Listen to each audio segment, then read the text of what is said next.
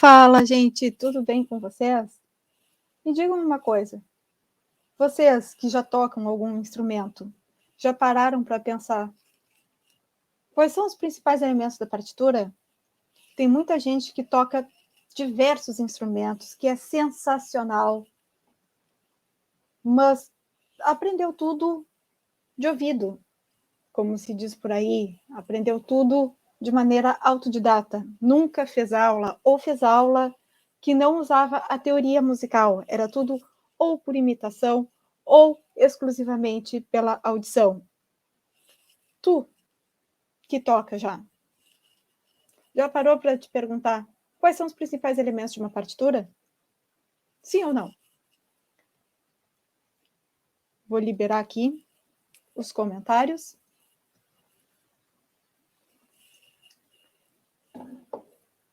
Me digam aqui o que vocês acham que são os principais elementos de uma partitura.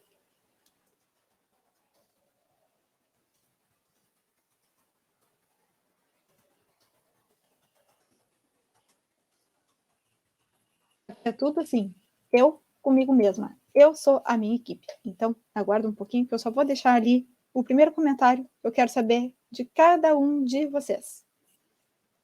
Quais são, na tua opinião, os principais elementos da partitura? Então, sabe me dizer quais são? Bom, para quem não me conhece, eu sou a professora Ana Zambuja e hoje eu estou aqui para falar de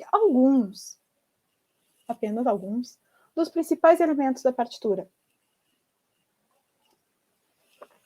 No meu caso, eu sou professora de piano e teclado. Vou falar sobre as partituras para piano e teclado. Claro, já vou fazer uma ressalva, porque assim, existem outros instrumentos de tecla, como o acordeon, por exemplo, que tem a partitura exatamente igual à partitura para piano. O mecanismo é todo diferente, completamente diferente, nada a ver com o mecanismo do piano. Mas a partitura em si tem os mesmos elementos. A escaleta é outro instrumento de tecla, mas que provavelmente eu não tenho conhecimento de escaleta, meu conhecimento é em piano, mas a escaleta deve ser escrita só com metade da partitura que é usada na partitura para piano. Mas então, eu quero saber aqui o que vocês acham. Quais são os principais elementos desta partitura? Alguma ideia? Deixa aqui, eu quero saber. Já vou avisando. No final desta apresentação, tem novidade e tem surpresa. Então, fica ligadinho aí. Tá certo? Bom, então, chega de bate-papo. A gente vai conversar bastante ao longo dessa aula. Tem bastante história para contar. Quero saber um pouquinho da história de cada um de vocês. Mas vamos então para o que interessa. Vamos ver quais são os principais elementos de uma partitura. Primeira coisa, eu quero que tu me diga o que é, então, uma partitura. Sabe o que é? Sim ou não?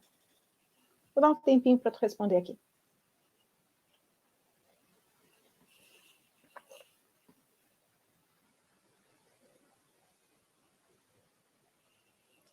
Então, vamos lá.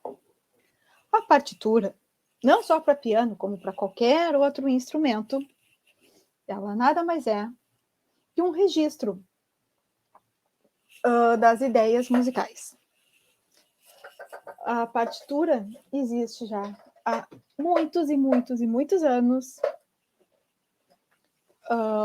desde a pré-história. Claro que a escrita foi mudando ao longo do tempo, as coisas foram se aperfeiçoando. Antes, as pessoas lá na pré-história escreviam nos muros, lá nas cavernas, literalmente nas cavernas, eles escreviam lá alguns símbolos para ter esse registro. Tá? Então, basicamente é isso.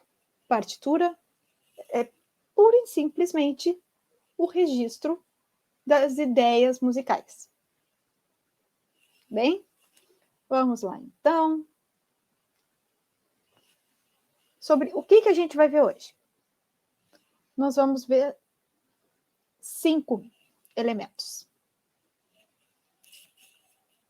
Apenas 5, porque são muitos, muitos, muitos. Eu adoraria ficar aqui até sabe-se lá que horas falando sobre isso para vocês. Tem muita coisa a ser estudada para a gente esmiuçar bem, para eu deixar tudo mastigadinho para ti. Mas hoje, então, a gente vai ver 5, que são a pauta musical, as claves, as notas musicais, as figuras de som e de silêncio e as fórmulas de compasso. Então, cadê aqui a minha câmera? Aqui. 1, 2, 3, 4, 5. Lembrando que existem muito mais elementos. Mas, para a gente focar um pouquinho, a gente vai ficar nesses 5. Tá bem? Então, a primeira coisa é sobre a pauta musical. O que é a pauta? Sabe me dizer?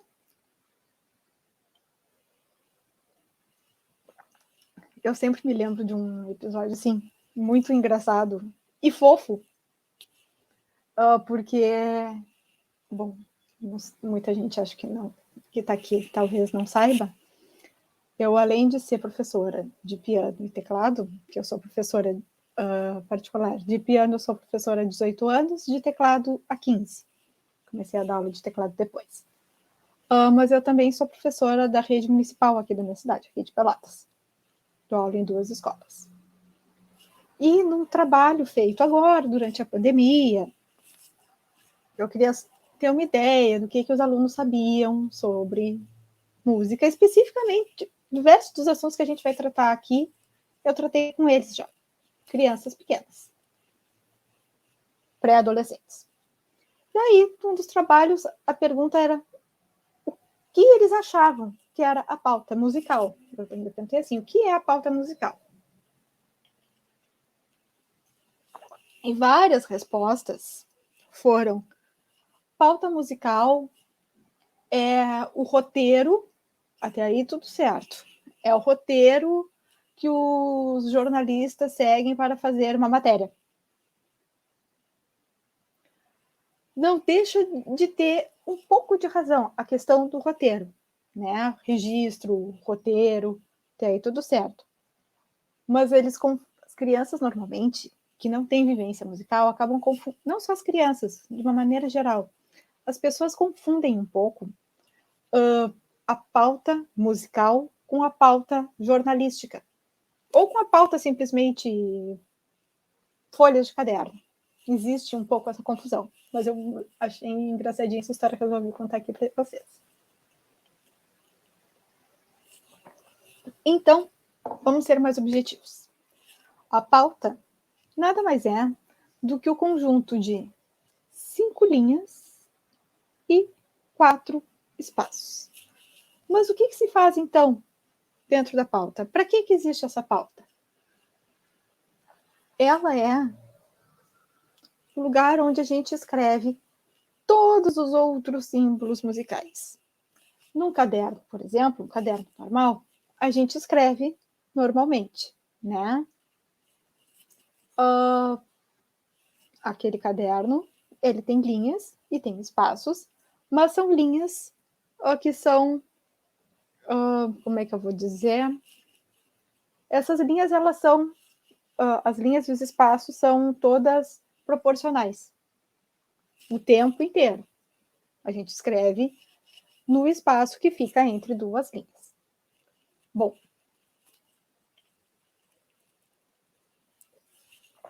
terminando meu café antes que esfrie. Sou viciada em café. Bom, na pauta musical, a gente vai escrever todos esses registros.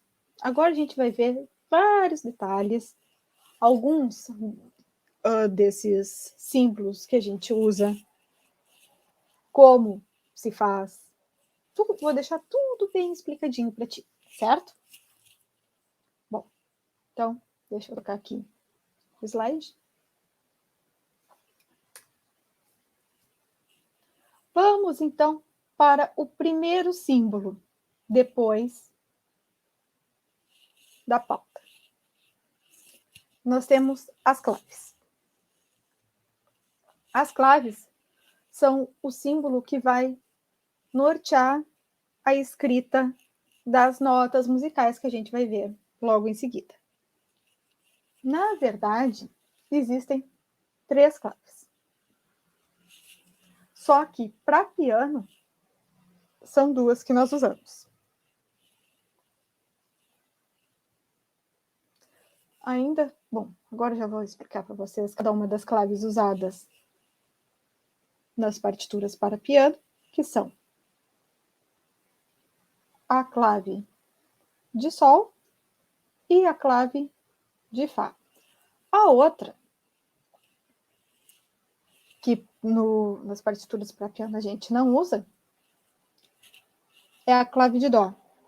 De repente, numa outra oportunidade, eu posso usar. Ué. O que aconteceu aqui? Ah, pronto, já voltou. Então, aqui nós temos, então, a nossa clave de Sol.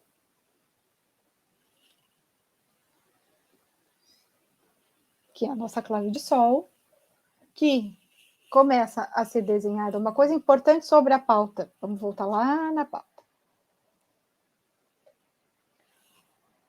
Na hora de escrever a música, não importa se mão direita, mão esquerda, a clave de Sol, a clave de Fá, que a gente vai ver mais detalhadamente agora, ou na outra clave, mas a gente vai sempre contar as linhas e os espaços de baixo para cima. Então, aqui nós temos a primeira linha, a segunda linha, a terceira, a quarta e a quinta linha. Em relação aos espaços, a mesma coisa. Primeiro espaço, segundo espaço, terceiro espaço e quarto espaço. Bem? Vamos um pouquinho mais para frente. Já mostrei para vocês informalmente as 2 claves usadas. Escolhi figuras bem bonitas, bem marcantes. Adoro dourado. E agora vamos mostrar objetivamente. Aqui, então, nós temos a clave de Sol, que começa a ser desenhada, como eu falei, contando de baixo para cima, ela começa a ser desenhada na segunda linha. Então, aqui nós temos a primeira linha, aqui nós temos a segunda, onde é desenhada a clave de Sol. Aí, depois nós temos a terceira linha, subimos para a terceira linha, descemos até a primeira, vamos subindo, subindo, subindo, passa a quarta linha, passa a quinta, e aí descemos. Vamos descendo, descendo, descendo, até fazer essa voltinha no final. Depois, nós temos a nossa clave de Fá. Esta aqui, então, é a nossa clave de Fá. Ela, pela mesma lógica, contando as linhas e os espaços da pauta, de baixo para cima, a clave de Fá começa a ser desenhada, ó, primeira, segunda, terceira, quarta linha.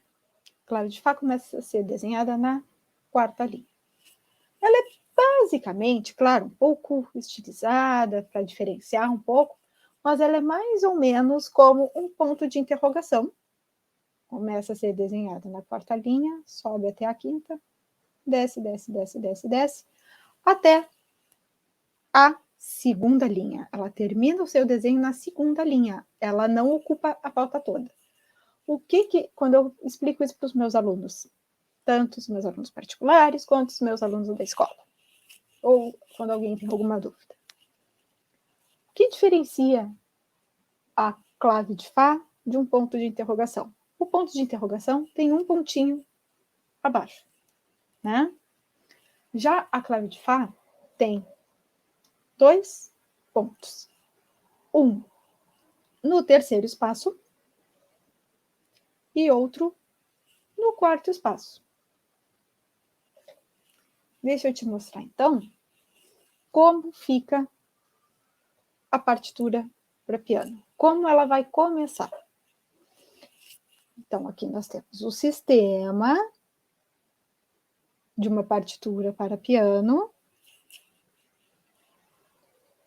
Na pauta de cima, normalmente, via de regra, nós teremos a mão esquerda, ou a mão direita, e na linha de baixo, na pauta de baixo, nós teremos a mão esquerda. Então, a mão direita, via de regra, tem a clave de Sol, pelo menos nesse momento inicial, quem está começando a aprender a tocar piano. E na pauta de baixo, nós temos a clave de Fá.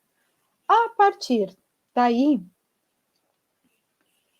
aí sim, nós teremos todos os outros elementos que fazem parte de uma partitura. Tá bem? Tomar uma aguinha.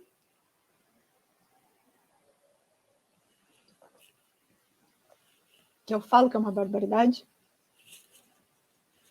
Bem, gaúcho, mas vamos lá. Bom, já vou deixar uma dica. Aqui, até... Deixa eu parar de compartilhar um pouquinho. Aqui, até em função do tempo, eu infelizmente não consigo abordar tudo do que eu gostaria. Mas, se tu quer saber mais, fica até o final, porque tem novidade por aí e mais. Além da novidade, tem surpresa.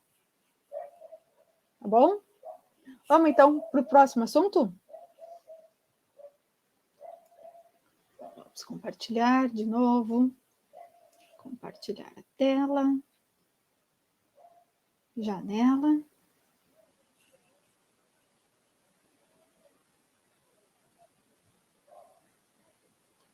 Aqui.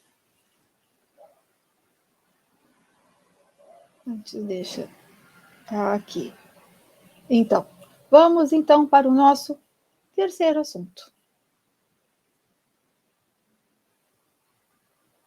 Então,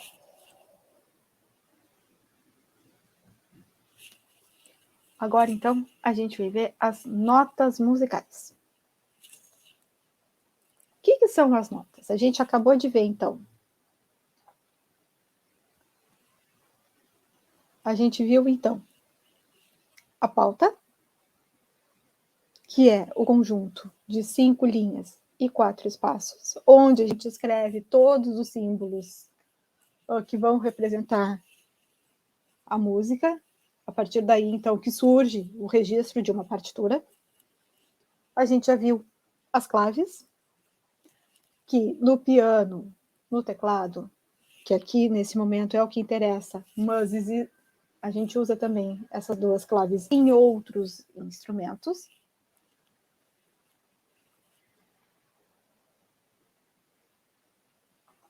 E agora a gente vai começar haver mais um elemento, um dos mais importantes,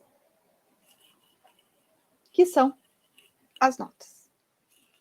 Elas são basicamente o registro de toda e qualquer ideia musical. Não importa o instrumento, lembrando que voz, apesar de não ser o foco aqui, mas a gente nunca pode esquecer que voz também é um instrumento musical, inclusive, não só um instrumento de trabalho, não só um instrumento de vida, mas eu gosto sempre de fazer essa observação. Mas isso, então, que define as notas musicais.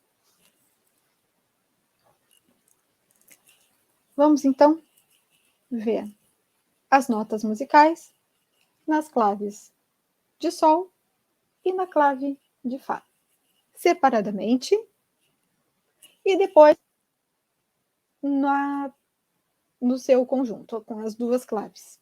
Vamos começar a montar esse quebra-cabeça.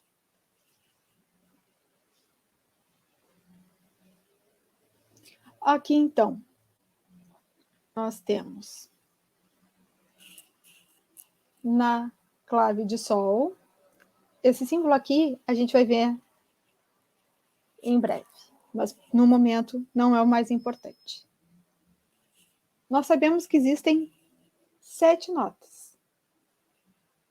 No final, eu repeti, porque aqui eu peguei a região central do piano.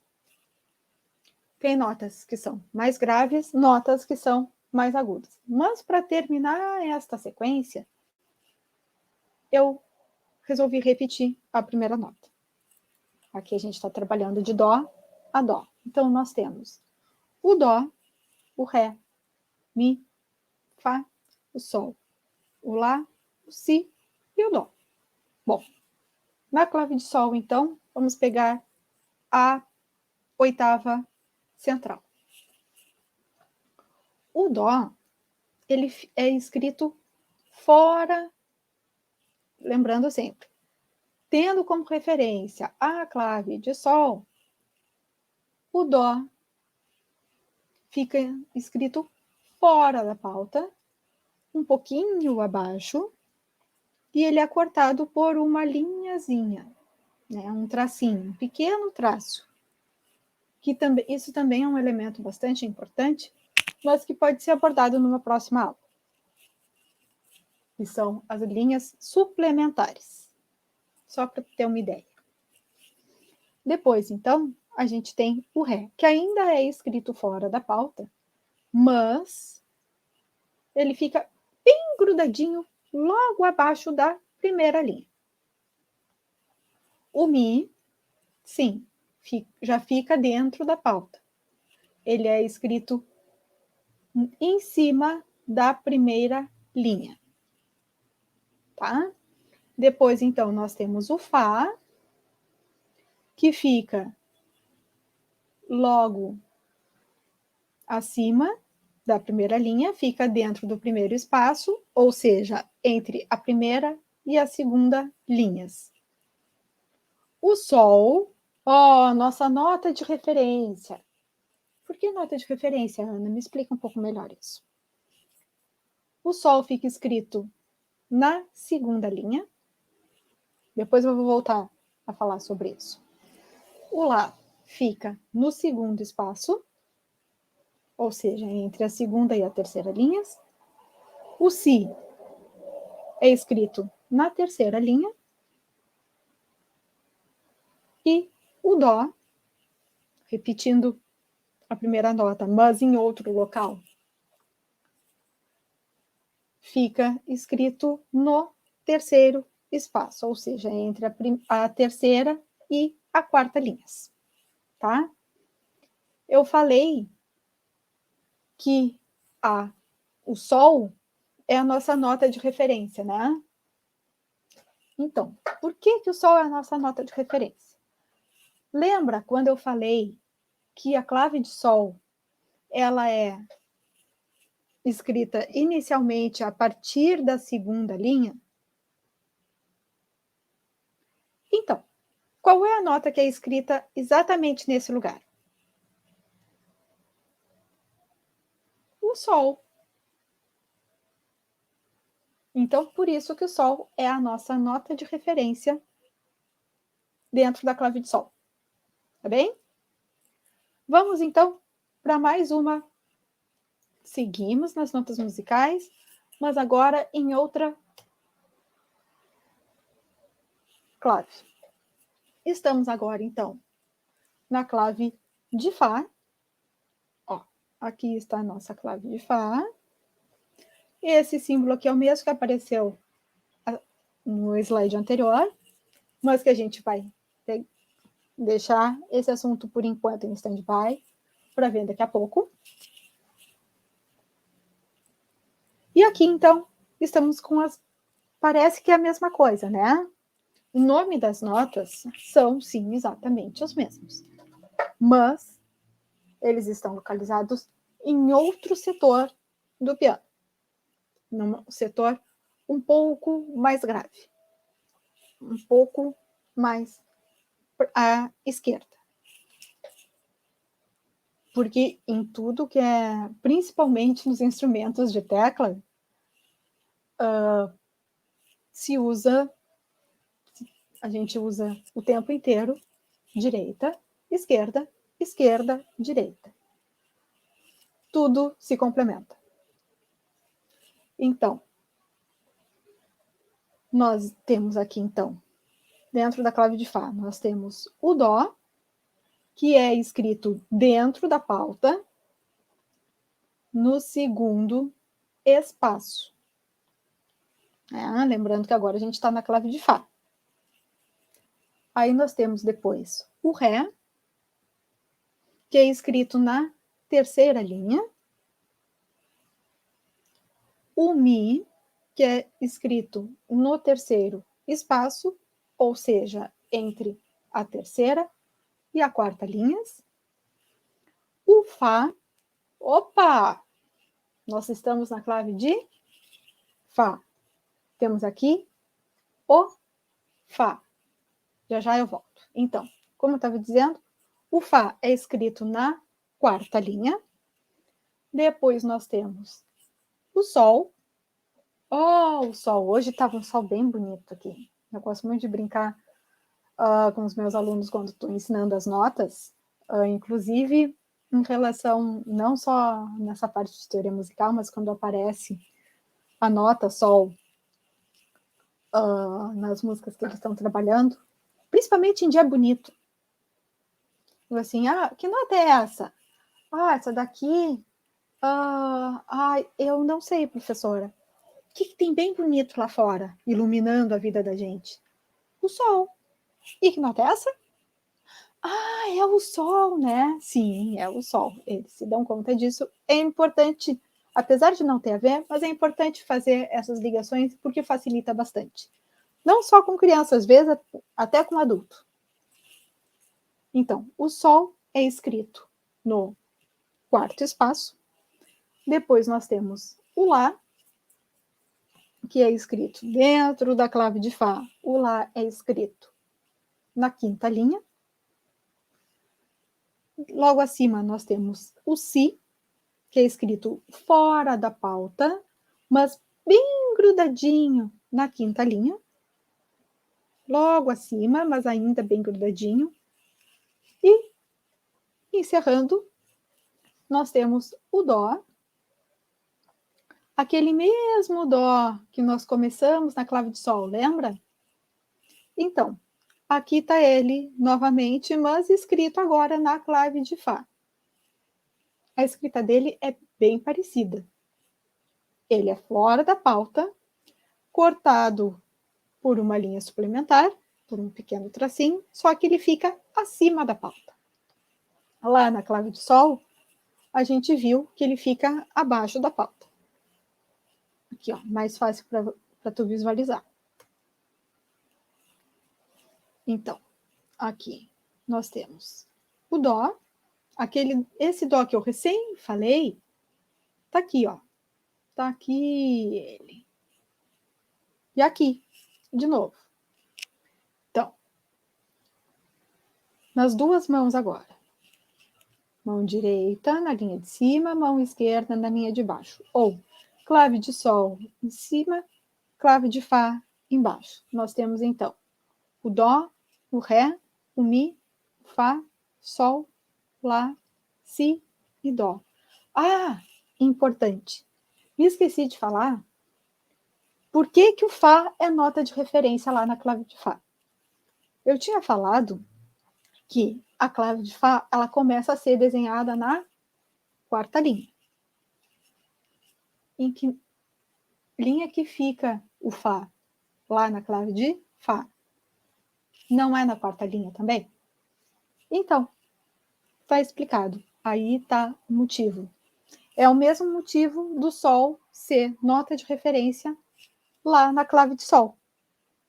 Porque a nota é escrita no mesmo lugar onde a sua clave começa a ser desenhada, ou escrita, tanto faz. Tá? Então, isso aqui, lembrando que é só um pequeno esboço, porque, imagina, só falando assim por cima, conversando rapidinho, sem maiores formalidades, a gente já está há um bom tempo, né?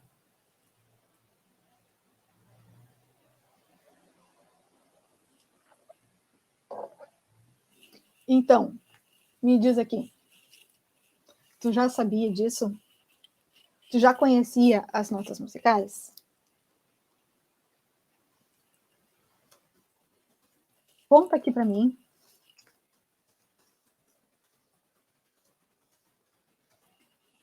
Qual o teu conhecimento anterior a essa aula de hoje?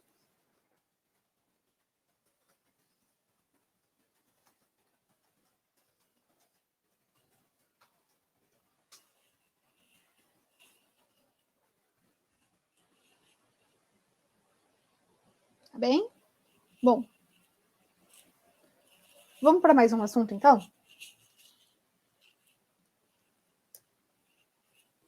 Então, agora a gente vai falar um pouquinho sobre figuras de som e silêncio.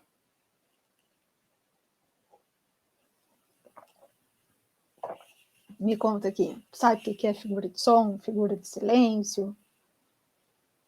Qual o teu conhecimento anterior? Sim ou não? Não? Não sabe?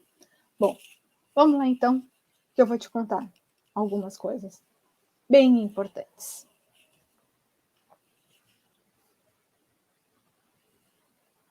A figura de som,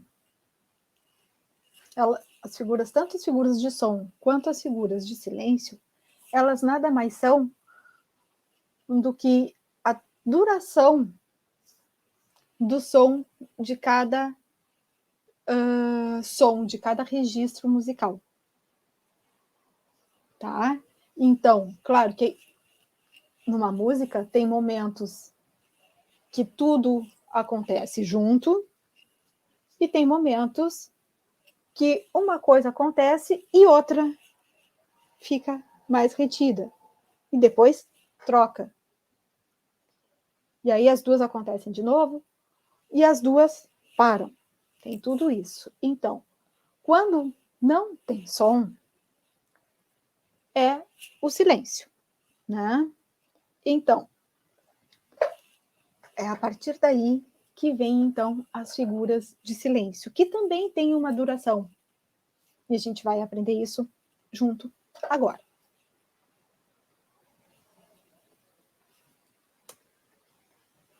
Aqui, então, vamos falar um pouquinho sobre as figuras de som. Opa, o que aconteceu?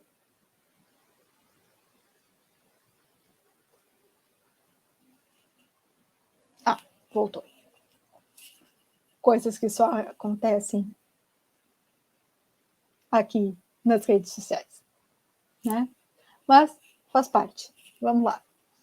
Bom, nós temos 7 figuras de som.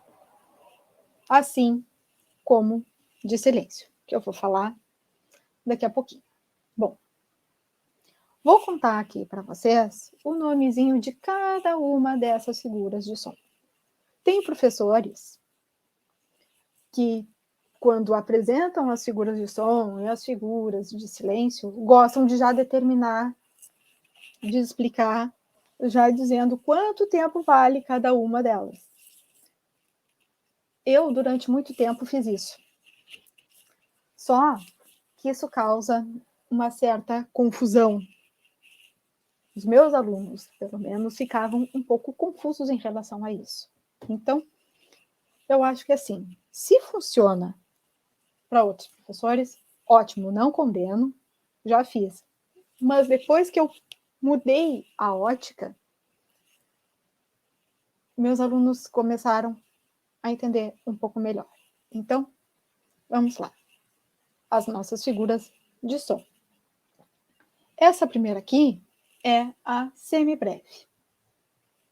Esta outra aqui, lembrando, tudo que eu botei, as notas que eu botei tudo como semibreve, mas eu poderia ter colocado qualquer uma delas, tá? Todas as figuras de som podem ser usadas em qualquer nota. Isso não tem nada a ver. Por exemplo, a semibreve é sempre o dó, não sei o que é o ré, não sei o que é o fá. Não. Não pensa assim, tá? Figura de som é uma coisa e pode ser usada em toda e qualquer nota. E estamos conversados. Então, temos aqui a semibreve, que é só uma bolinha. Temos aqui a mínima, que ela é uma bolinha e um tracinho. Esse tracinho pode ser tanto para baixo, à esquerda, quanto para cima, à direita. Não faz diferença, é exatamente a mesma coisa. Depois, nós temos aqui a semínima, que é uma bolinha pintadinha e um tracinho, que aqui está para baixo à esquerda. Poderia muito bem ser para cima à direita. Depois nós temos a colcheia. A colcheia, ela é uma bolinha pintadinha com um tracinho, uma hastezinha, que aqui neste caso está à direita para cima, poderia tranquilamente ser à esquerda para baixo, e tem, quando a haste está à direita para cima, a partir da colcheia, a gente tem os enfeites, como eu gosto de explicar para os meus alunos. Tem esse colchetezinho aqui, um só, que fica para baixo. Quando a haste está para baixo, esse mesmo colchete, ele fica para cima. Isso sim, esses colchetes ficam sempre voltados à direita. Tanto para baixo, quando a haste está para cima, quanto quando a haste está para baixo, à esquerda. Os colchetes sempre voltados à sua direita. Depois nós temos a semicolcheia, que é uma bolinha pintadinha com a haste e 2 colchetes. A fusa, que é uma bolinha pintadinha com a haste e 3 colchetes. E a semifusa, que também é uma bolinha pintadinha com a haste e 4 colchetes. Vamos ver então. Agora a gente vai ver as figuras de silêncio.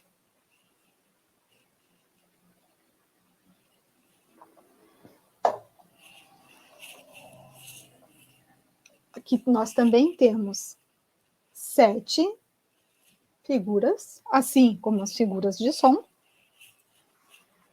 Então, essa primeira aqui, que fica desenhada na quarta linha para baixo, é a pausa da semibreve. Uma coisa importante, as figuras de silêncio podem ser também chamadas por pausas, tá? Então, esta primeira aqui é a pausa da semibreve. Esta segunda, que é desenhada na terceira linha para cima, é a pausa da mínima. Esta outra aqui, que parece uma cobrinha, os meus alunos, as minhas crianças gostam muito de dizer isso, que essa daqui parece uma cobrinha. É a pausa da semínima.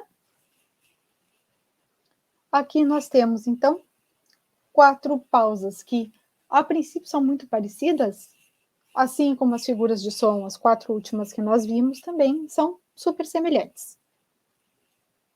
A primeira aqui de baixo é a pausa da colcheia, que tem uma haste e um colchete.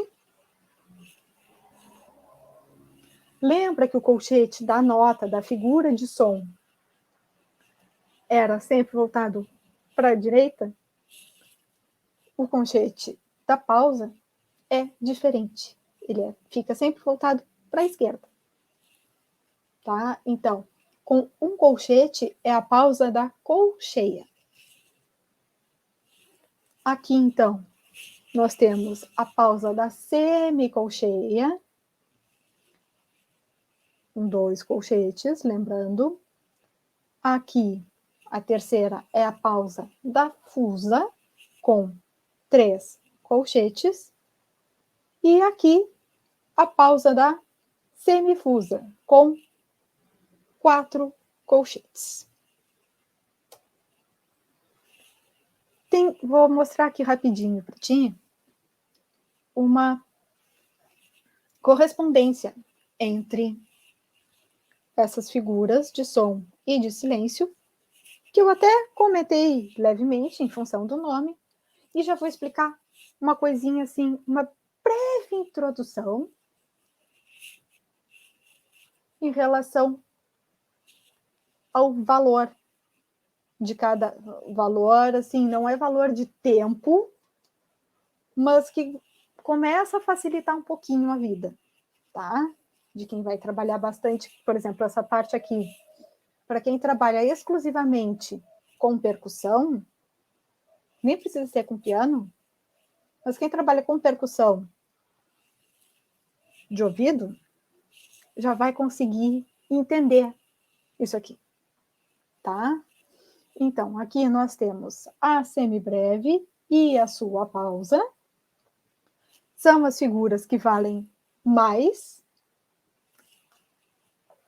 Então, são representadas pelo número 1. Depois, nós temos a mínima e a pausa da mínima. São representadas pelo número 2. Por que pelo número 2? Porque para conseguir o mesmo valor de uma semibreve, nós precisamos de 2 mínimas, tanto figura de som quanto silêncio. Pode ser também, tá? Mas para uma semibreve a gente precisa de 2 mínimas. Depois nós temos aqui a semínima e a pausa da semínima, que é representada pelo número 4. Por quê?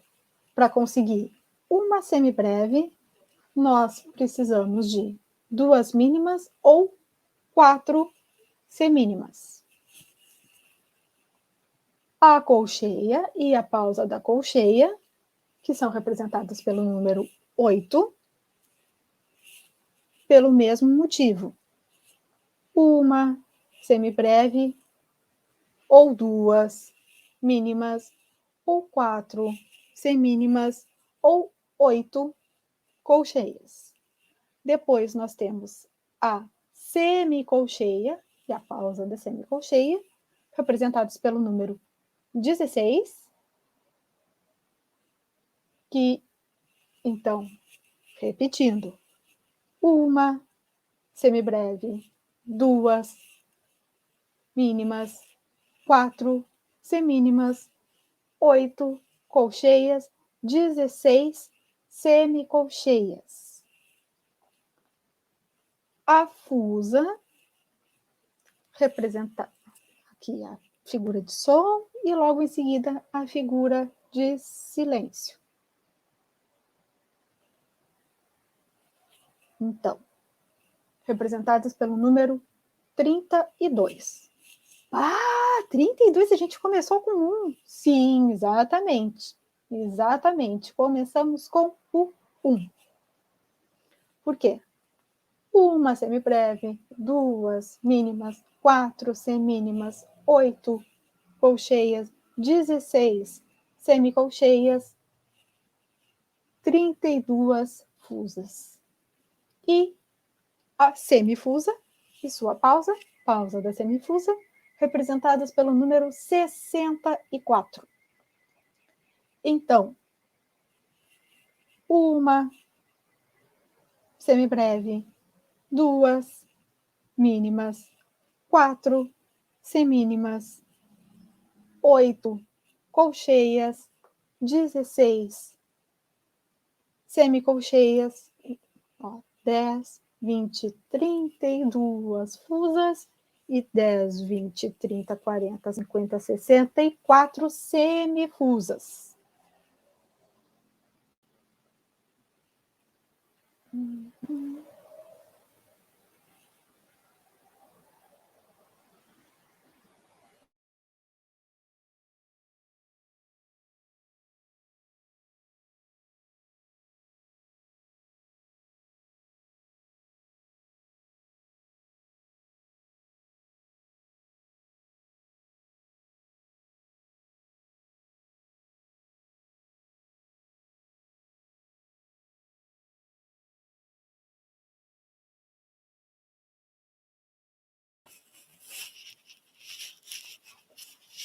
Seguimos, então,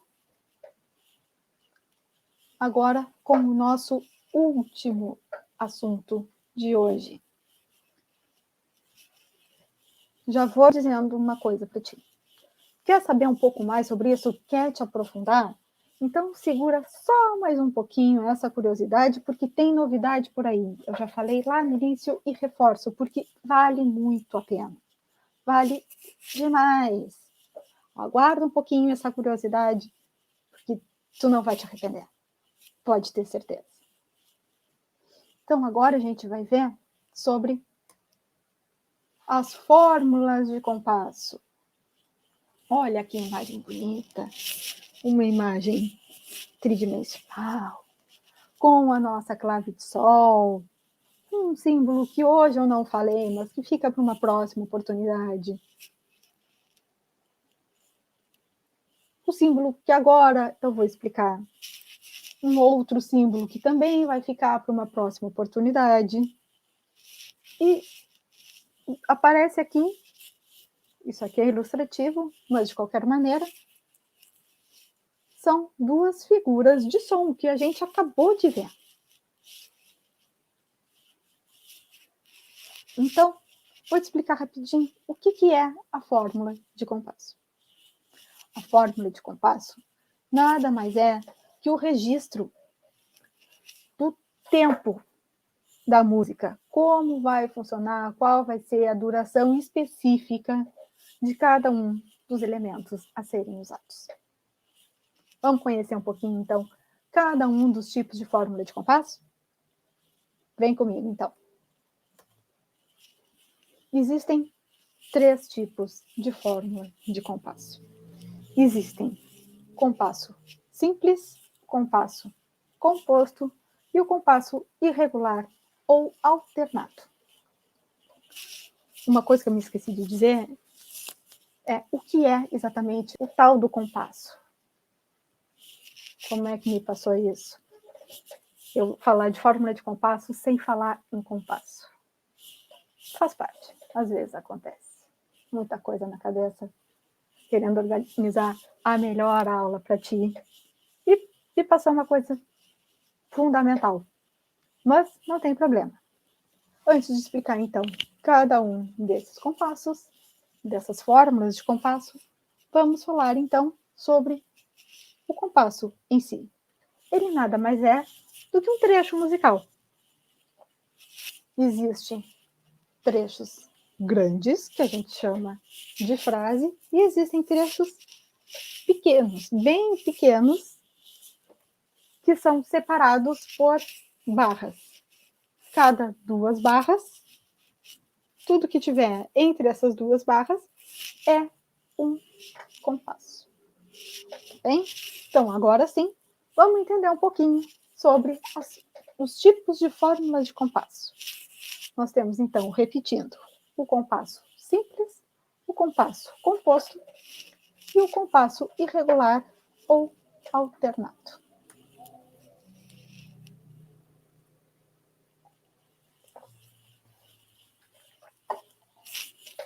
Vamos falar, então, primeiro sobre o compasso simples. São compassos que são normalmente usados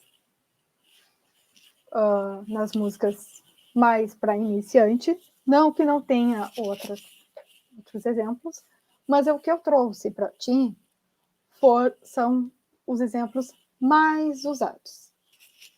Falando um pouquinho sobre a fórmula de compasso, antes da gente ir direto para o compasso simples, é importante tu saber que essa fórmula de compasso ela é uma fração,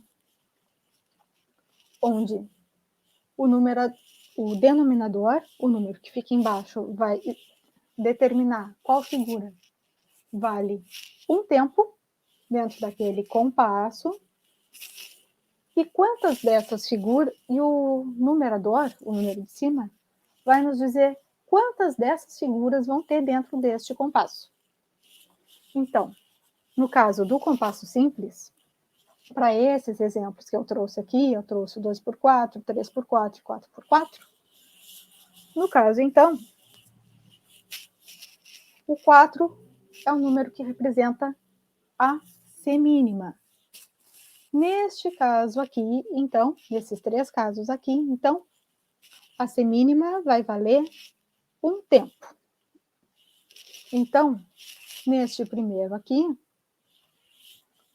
2x4, para preencher um único compasso, a gente precisa de 2 semínimas. Ou as suas variações. Ao invés de 2 semínimas, a gente pode ter uma mínima.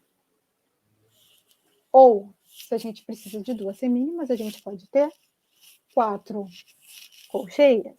Ou, não precisa ser sempre a mesma figura. Pode começar a trabalhar com essas subdivisões. Mas isso fica para uma próxima aula. No 3x4, seguimos com a semínima valendo um tempo, só que aí a gente precisa de 3 semínimas no compasso. No 4x4, que também pode aparecer um C no lugar deste 4x4, a gente segue com a semínima valendo um tempo e precisamos de 4 semínimas. Ou essas variações, né?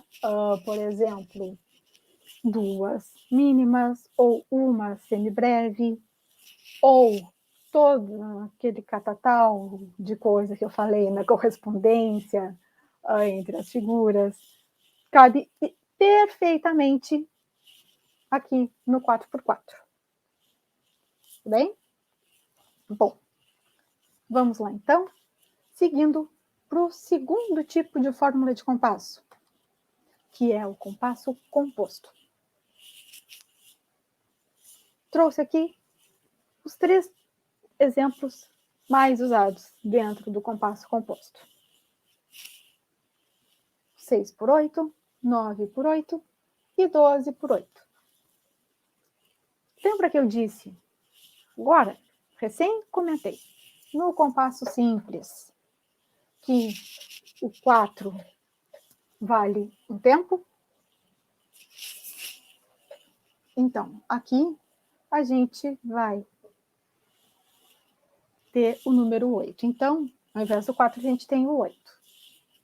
Nesses exemplos aqui. Então, o 8, a colcheia vai valer um tempo, nesse primeiro aqui, e nós precisamos de 6 colcheias. Neste segundo exemplo aqui, seguimos com a colcheia valendo tempo, e nós precisamos, para preencher o compasso, nós precisamos de 9 colcheias. Neste terceiro exemplo aqui, nós seguimos com a colcheia valendo um tempo e nós precisamos de 12 colcheias. Claro, sempre pode fazer também por subdivisão ou colocar a figura que vale mais. Isso aí tudo em uma próxima aula eu posso explicar para ti. Porque o assunto rende assim uma barbaridade. Mas vamos lá então. Isso aqui então que eu queria te mostrar sobre o compasso composto. Ainda temos mais um tipo de fórmula de compasso que é muito interessante porque é muito menos usado, que é o compasso irregular ou alternado. Aqui eu trouxe exatamente um dos exemplos clássicos, mas é importante salientar uma coisa. O que acontece? Existem fórmulas diferentes, né, aqui na pauta de cima, correspondente à mão direita, nós temos nesse exemplo aqui 1, 2 por 4. Na parte de baixo, nós temos um 3 por 4. Neste caso aqui, específico, eu trouxe um exemplo de compasso irregular que traz junto duas fórmulas de compasso diferentes, mas que são diferentes, mas os dois fazem parte dos compassos simples. Poderia ter vindo também um tipo, alguma combinação de dois compassos compostos, como, por exemplo, 9 por 8 e 12 por 8. Ou, por que não, um simples, um composto. Combinações são infinitas, mas eu resolvi trazer esse aqui porque, a princípio, facilita, mas botem todas essas combinações.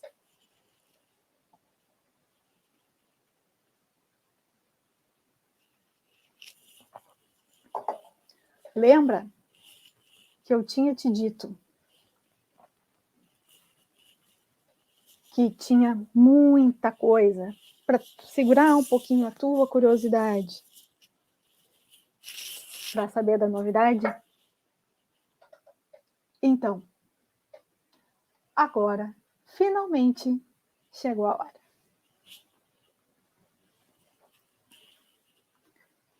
Contei um pouquinho, durante alguns momentos, algumas coisas importantes, alguns causos, né? Mas, então, chegou a hora, então, de revelar a grande novidade. Bom, antes de contar a grande novidade, vou dar aqui, interromper um pouquinho esse compartilhamento.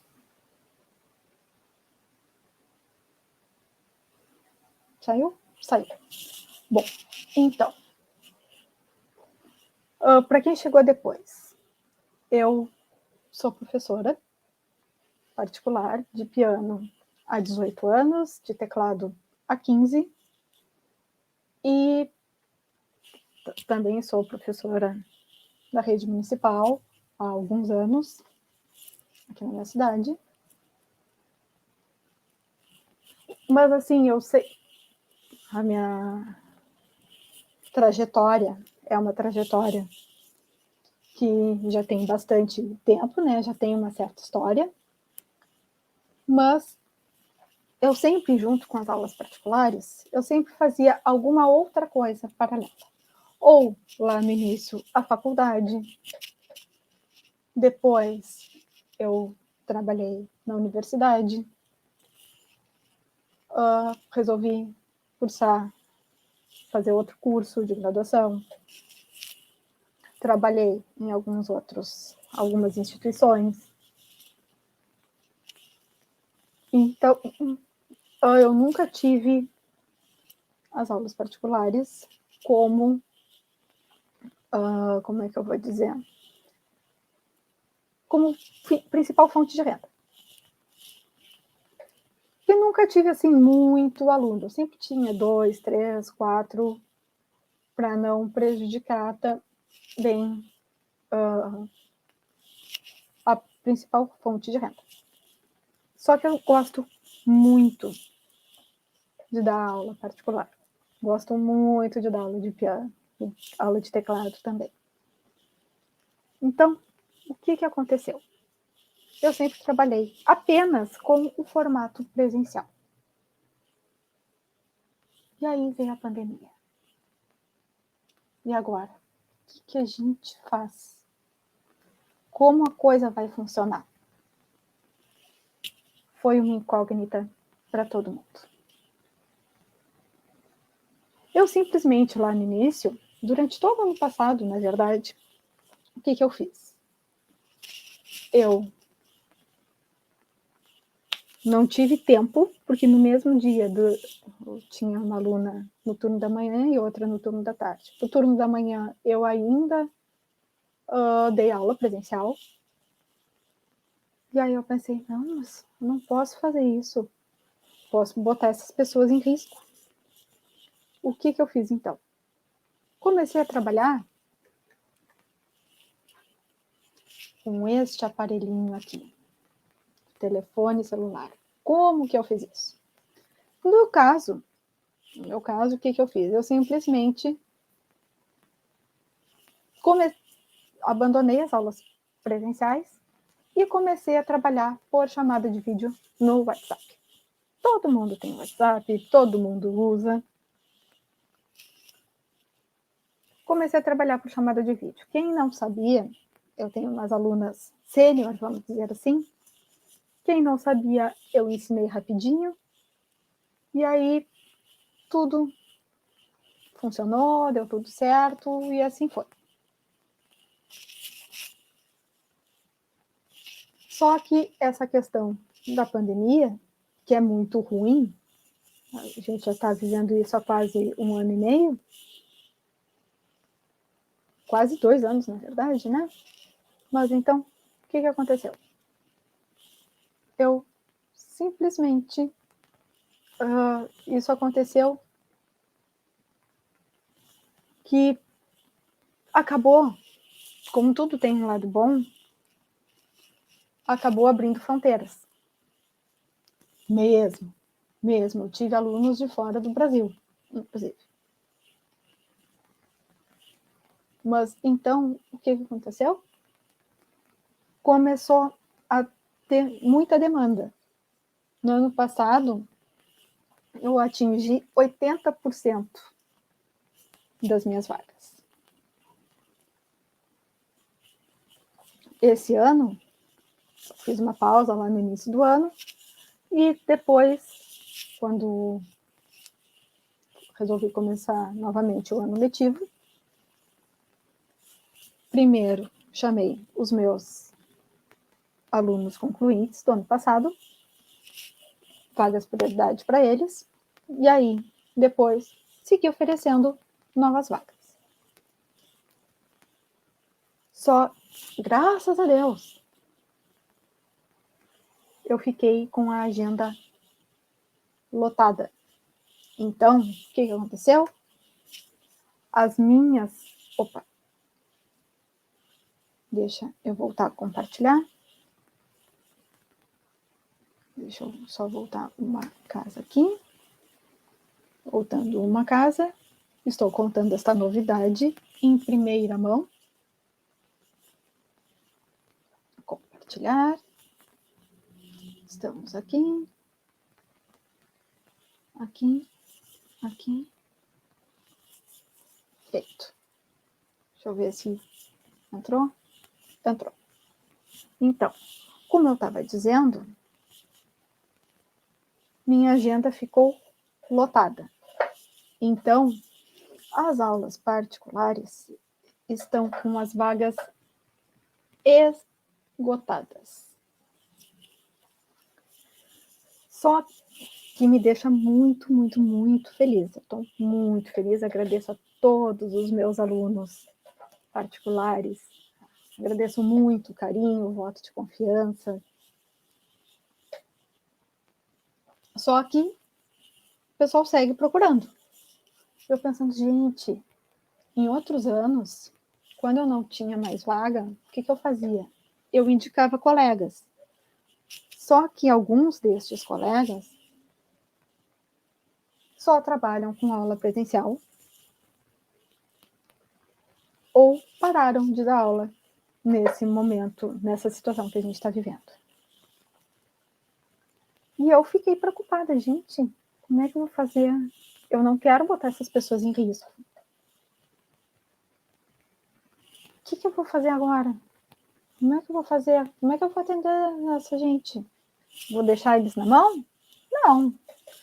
Então, foi aí que, em função de todos esses meus questionamentos, de toda essa procura que segue tendo, e eu agradeço, eu resolvi lançar, por conta de tudo isso, a mentoria pianística. Esta é a grande novidade, é a grande sacada. Mas, Ana, me diz então, o que é essa tal de mentoria pianística? Como ela funciona? O que ela é? O que eu preciso? Qual o investimento? A mentoria pianística que eu estou oferecendo agora, ela nada mais é do que a junção. É um mix de um curso com aulas gravadas previamente, mais encontros ao vivo. São 10 encontros ao vivo. Mas falando um pouco mais da estrutura. São 10 encontros ao vivo, onde eu ofereço. A gente traça um planejamento, tem material de apoio, eu passo de 3 a 5 aulas de acordo com o desenvolvimento do aluno. Então, são 10 encontros ao vivo, quinzenais, mais em torno de 50 aulas gravadas. Em grupo. Esses encontros ao vivo é importante salientar que eles são em grupo. Por quê? Porque o que eu comecei a perceber nas minhas aulas particulares? A dúvida de um pode ser a dúvida de outro. Então, esse sistema de turma no encontro ao vivo, às vezes o próprio colega que está passando por uma situação diferente pode tirar a dúvida. É muito importante a interação de todo mundo. E essa é a proposta. As aulas gravadas são disponibilizadas de acordo com o desenvolvimento de cada um. E esses encontros ao vivo, eles são o ponto alto. Mas o que eu preciso para poder fazer essa mentoria? Não precisa muita coisa. Precisa, primeiro, como ela é toda online, tanto na parte gravada quanto nos encontros ao vivo que acontecem pelo Google Meet,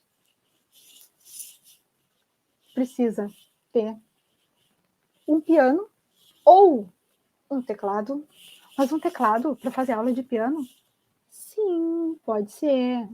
Não precisa investir logo de cara num piano de cauda. Bom, piano de cauda eu não tenho até hoje, porque além de ser um instrumento que precisa de um grande investimento, acaba, infelizmente, sendo um transtorno a questão do transporte, onde ele vai ficar. Pode tranquilamente um teclado de 5 oitavas, ou, para quem não conhece isso, um teclado de 61 teclas, super resolve o problema de início. Então, precisa de um piano ou um teclado. O piano pode ser um piano digital ou um piano acústico, mas para quem não tem nada, um teclado de 61 teclas super resolve. Precisa falar português, apesar de eu falar um pouco de inglês, mas eu estou oferecendo essa mentoria para o território nacional ou para quem mora fora do Brasil, mas fala português. Um computador ou um celular, ou os dois. Basicamente isso. Precisa falar português, precisa ter um instrumento, que pode ser um piano digital, piano acústico ou um teclado de 61 teclas. Um computador ou um celular. Essas 3 coisas. Computador ou celular, acho que quase todo mundo tem. Falar português, aqui no Brasil, todo mundo fala. E o instrumento de sua preferência, ou que seja dentro do teu orçamento. E qual é, então, o investimento? O investimento é de R$ 1.495. Ah, mas tudo isso, as condições são imperdíveis. Pode ser parcelado em 12 vezes. Se tu te interessou, me procura no Instagram, vou deixar aqui o meu Instagram.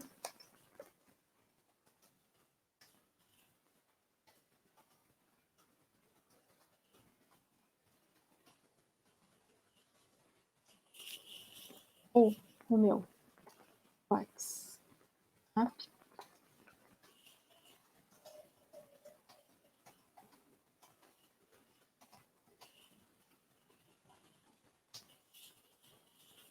Deixar também a minha página no Facebook.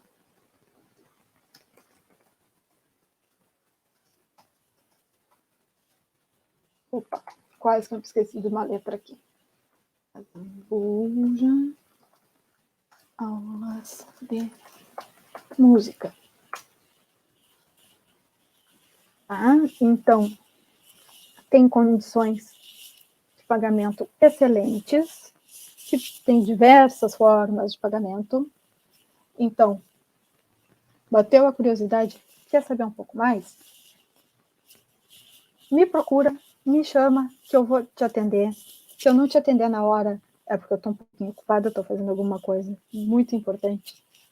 Mas não desiste, que eu vou te atender e vou te mostrar todas as condições possíveis e imagináveis. Por exemplo, vou até fazer um cálculo rápido aqui. Estou com o celular na mão.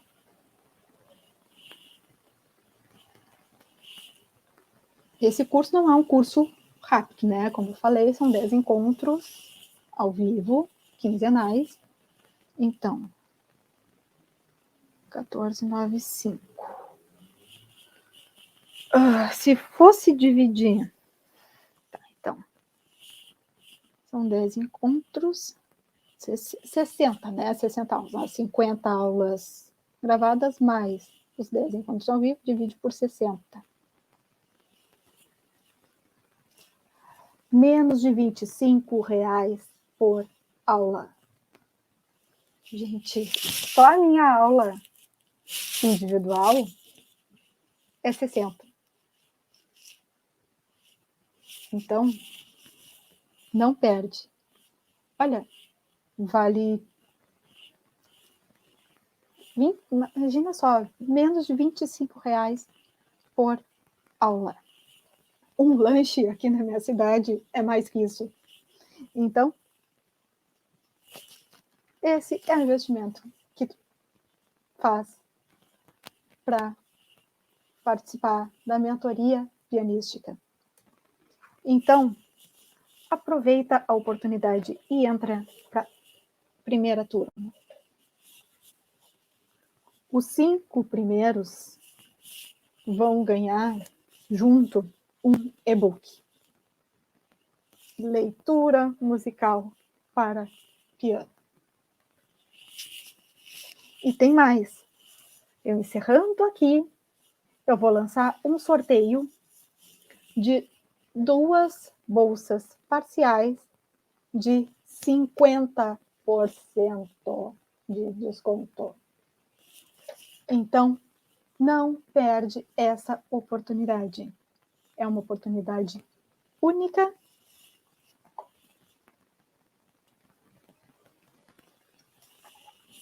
Esse formato de mentoria em outras áreas está sendo muito usado, é um sucesso e nada mais útil do que aproveitar esse formato que está tendo tanta saída para te ajudar a aprender a tocar piano. Então,